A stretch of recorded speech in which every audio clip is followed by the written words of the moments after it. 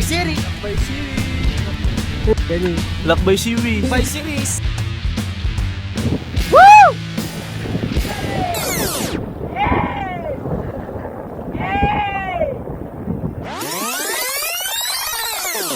Municipality of Tinambac.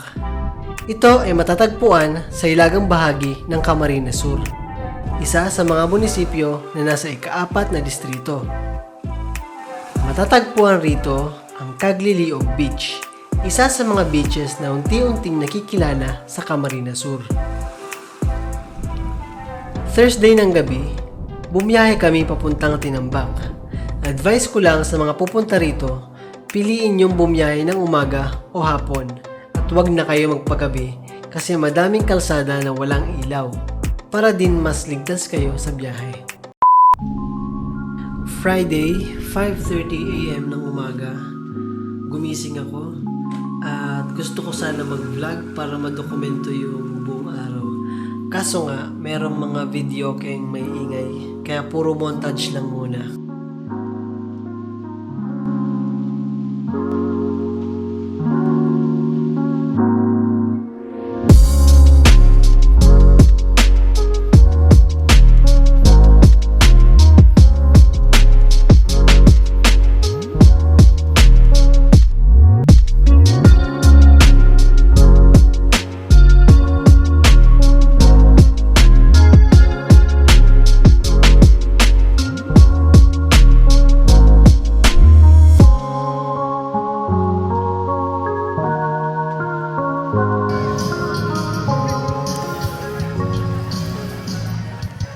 Tara. Tara na. Buruan na ka mo dyan. Ganyan, makarigis pa kita.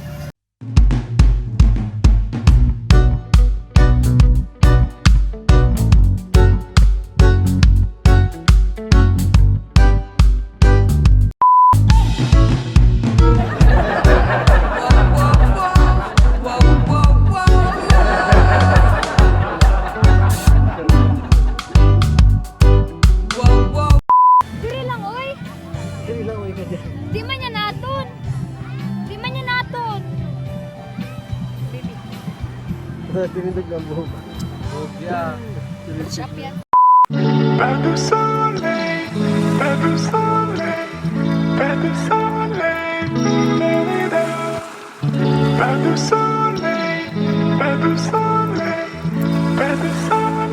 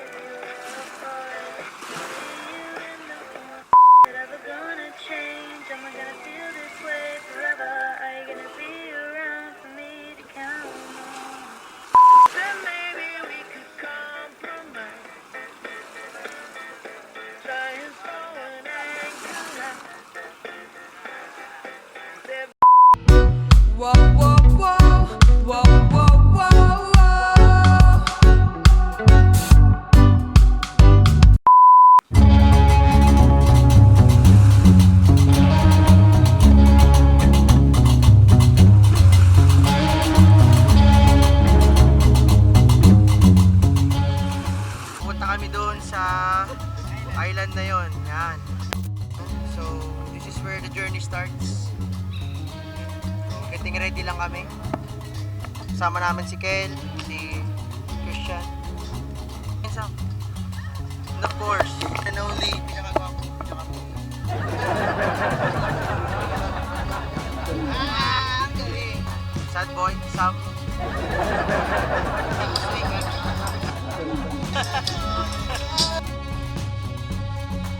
madamang kita, chef.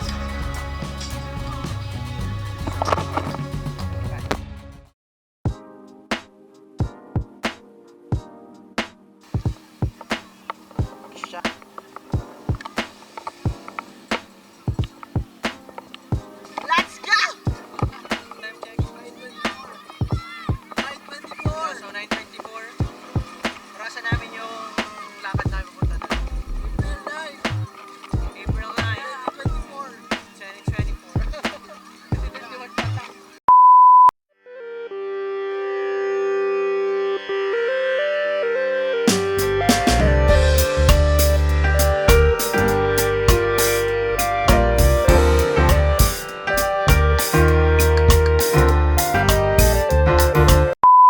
Mula doon sa Cagliliog Resort, lalakarin nyo lang papunta rito sa kanan parte ng Dalampasigan. Lalakarin nyo yan hanggang marating nyo to. Meron dyan sandbar, tapos meron mga bato. So halos 15 minuto na kami naglalakad. Shout out sa Amigo Clothing yan. Kay Jake yan. And kay Lloyd, mga friend ko yan. So nag-launch sila ng clothing line. So support local, support mga amigo. Sana next time kasama namin kayo sa mga biyahe. Kasi may classic bike din yun si Jake. Collaboration! Hindi siya makataymi. Alay kasing ang schedule magkaiba lagi. Pag free ako, di siya free. Interview. Ano da? Please state your full name and gender kasi di ko kayo pa nun, di natin sigurado. Ano da? So kasi nabanggit na may nililigawan tong bago si Kim. Ano daw? Kinita siya Kung nanonood ka, sabi nito sa akin, mahal na mahal ka na niya. Sorry dato, minsan din siya nakaka-reply kasi siging mababait. Ang babae niya si Kagura, Winnie, Luno. Ang babae niya. Pero ang nangyayari sa mga babaeng yan, pinaglalaroan niya lang. Savage! Sa lugar na to, maghihiwalay kami dapat. Kasi mayroong dalawang daanan. Itong daanan na to papunta doon sa islet. Itong daanan to papunta doon sa malayo. Pero dito muna tayo. Tip sa mga pupunta rito, magdala kayo ng payong or pandong. Kasi tirik na tirik yung araw. Wala kang masisilungan dito. Or pwede doon. Meron kang masisilungan doon. Pero along the way, wala kang masisilungan dyan. Dito naman, magdala kayo ng sapatos or tsinelas. Hindi kayo pwede magpaa dito. Kasi merong mga shell na nakadikit sa bato. Yan yung makakasugat sa mga paa nyo kapag hindi kayo nagtsinelas o nagsapatos.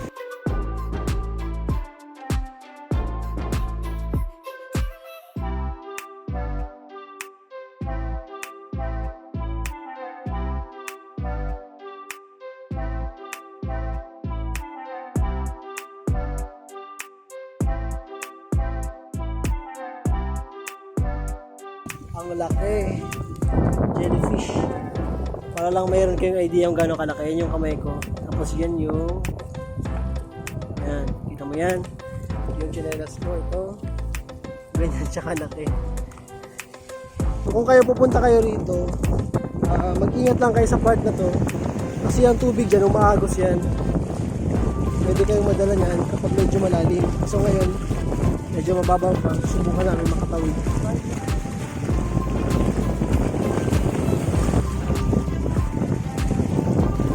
Ito na yung dulo. Tara! Nag-high tide na.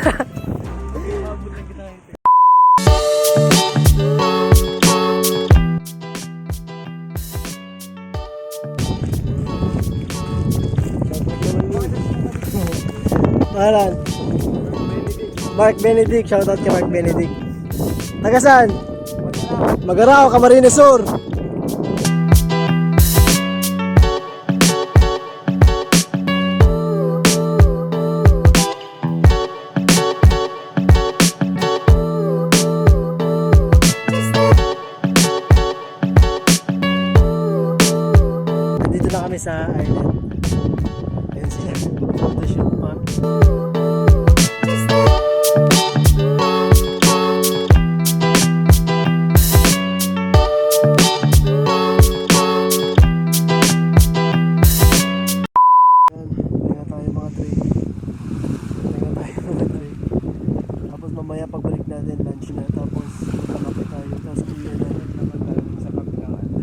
meron pa palang kabila dun. Pero papunta kasi dito sa right, dito sa isla. Pero pag pumunta ka dun sa left side naman ng beach, meron ding maliit na parang isla pero puro mga bato. Tapos parang puro hiking lang. Pupunta natin mamaya. Better someday, better someday, better someday, better someday, better someday, better someday.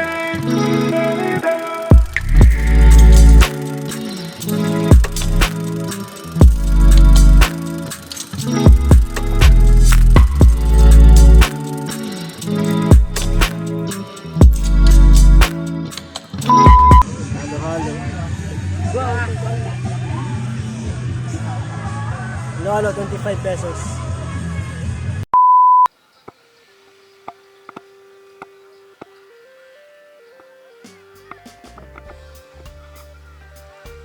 What's up, bro?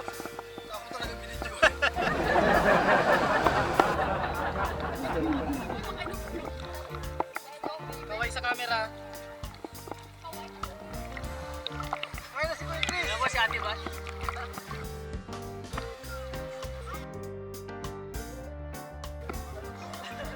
Bale, pag ma-picture ko na, yung video natin may bayan.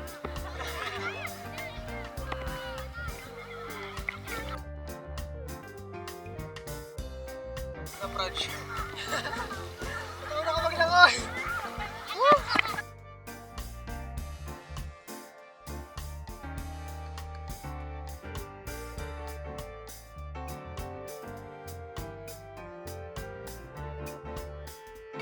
Tawan, para matuto! Ay, say hi! Hi, baby! Flying kiss up! Flying kiss! Flying kiss! Flying kiss! Flying kiss! Flying kiss! Wow! Sa kuya ito! Ah!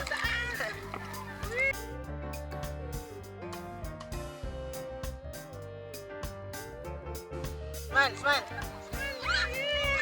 Wow, nice! Wow, siya! Smile na, Jeff!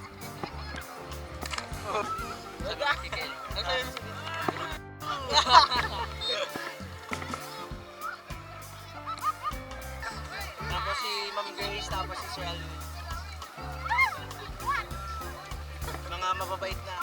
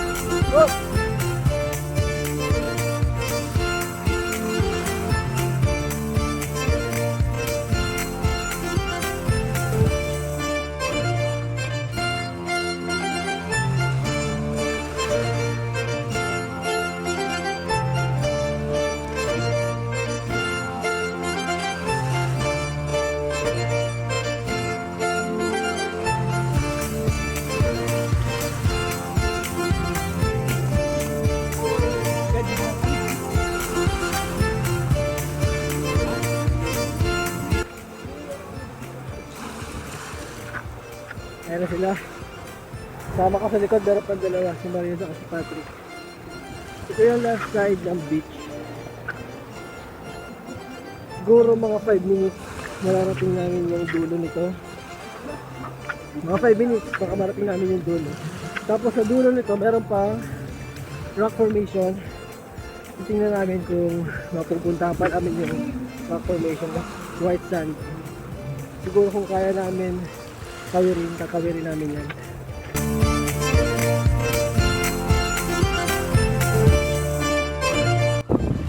Ito na yung dulo.